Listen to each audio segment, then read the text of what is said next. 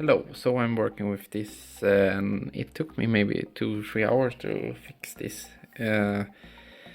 Actually, I had problems just with one detail of this spring. According to the manual, it's supposed to be, let's take a look. Yeah, it's supposed to be the long spring side out and the pointy side out. That would be the option of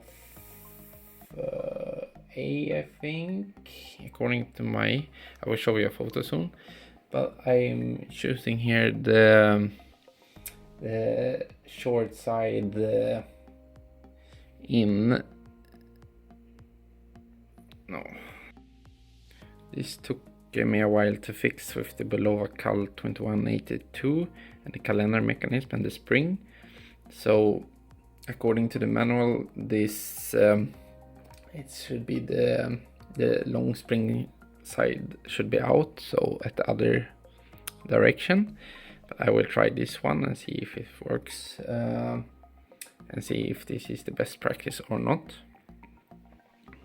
So I'm holding it down just with my fingers now, and you can see it is in place there. And now it's important to screw it in place. So it worked pretty well with that solution. As you can see, it's moving.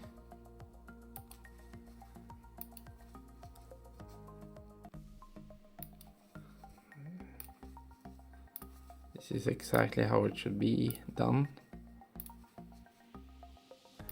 In previous versions of Bulova, I think, yes, I have seen that it was a little bit more easy to understand it, but this one I couldn't understand. But thanks to our forum, which presented this information, I'm happy because I could finally solve it. Thanks because of the information. So I thought I wanted to share just this part on how to place that spring, so you know it. I will soon show you a photo of the best practice how to place it. So there's two options, as I said, either the long side out and the short side in, or the short side out and the long side in. And so this is good for this one.